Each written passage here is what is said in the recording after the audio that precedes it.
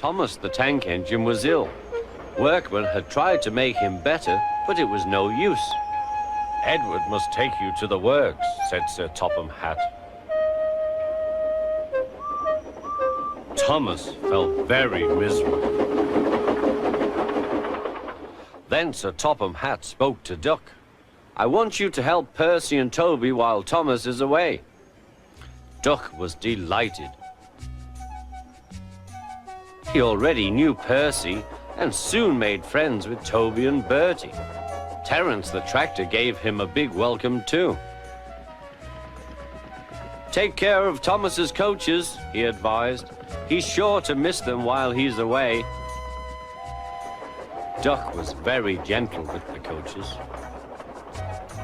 Annie and Clarabel were impressed. Such nice manners, they told each other. It really is a pleasure to go out with him.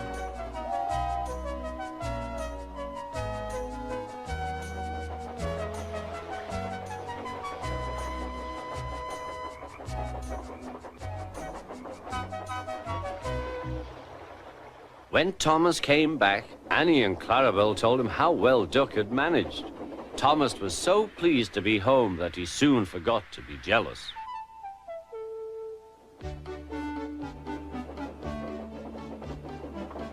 The works had left Thomas's handbrake very stiff. It made his brakes seem as if they were hard on, when in fact they were not.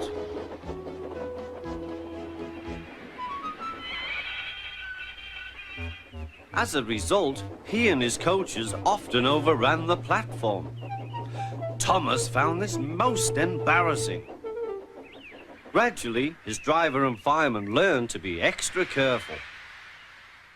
But one day, Thomas's fireman was ill, and a relief man took his place.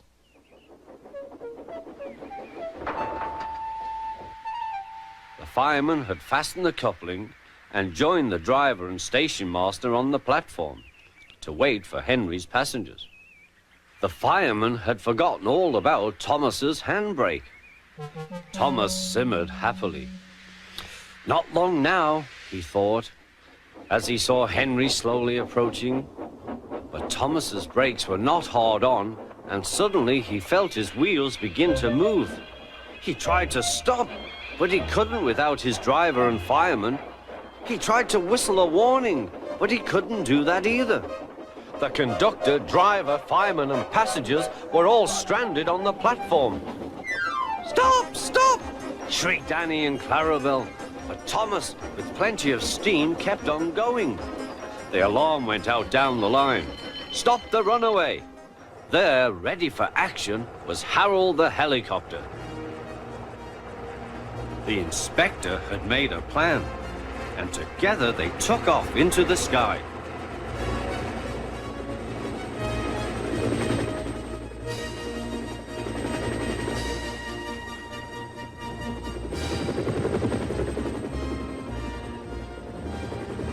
At last, Thomas was tiring. "I need to stop.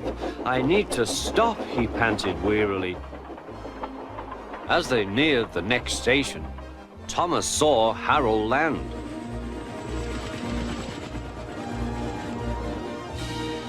They entered the platform slowly enough for the inspector to act. Judging his moment, the inspector scrambled into the cab and screwed the brake hard on. At last, Thomas stopped. Both he and the inspector were very relieved. Then they thanked Harold. "Think nothing of it." "Well, Harold, glad to be of service any time." "Phew," remarked the inspector. "We must never let this happen again, Thomas." Wearily, Thomas agreed with him.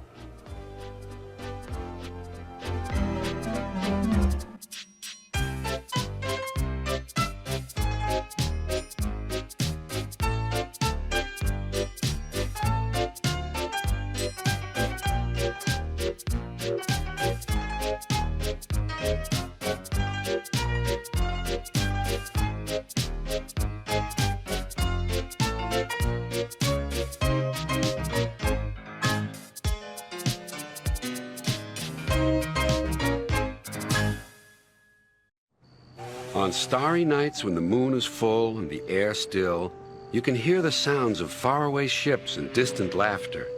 They echo over the hills and through the valley, down calm canals and sleepy inlets. Every engine knows that these are the sounds that say the harbor is hard at work at the big station by the sea. One night, a special load of fish was ordered. Sir Topham Hatt decided that extra vans must be added to the train that the men call the Flying Kipper.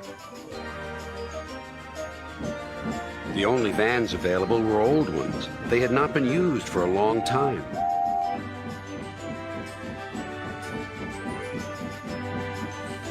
Henry waited impatiently by the quayside as Duck shunted them into position. Thomas puffed by with the mail train.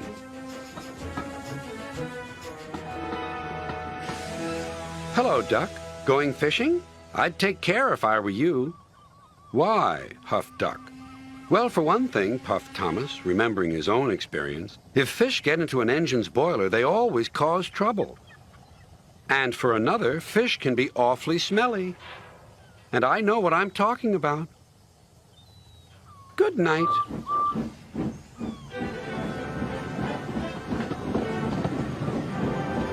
Henry grunted dreadfully. You'll just have to put up with it, Henry, said his driver. At least the extra load will mean you can have another engine help us up Gordon's Hill.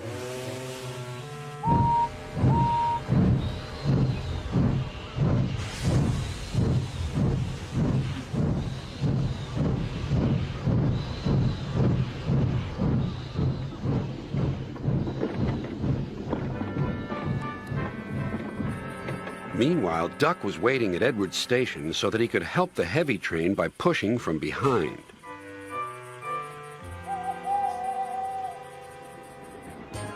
Henry made good progress.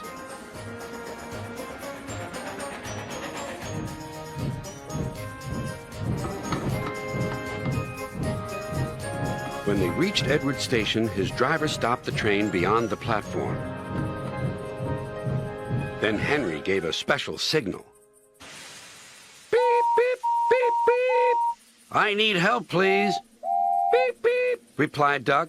I won't be long. Duck buffered gently up to Henry's train. He was not coupled on. Henry would then be able to run on without stopping when they reached the top of the hill. Ready, whistled Duck, and off they went.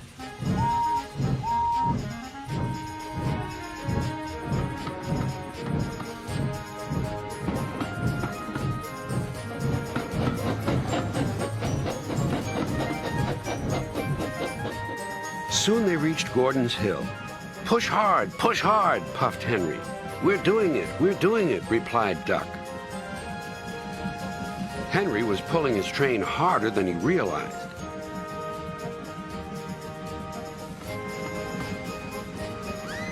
Duck felt the weight on his buffers slacken. Then Duck noticed something else. There's no sign of a tail lamp, he puffed. He whistled, but there was no reply. Meanwhile, Henry had noticed something too. My train's getting heavier, he thought to himself. I'm slowing down. Then there was trouble.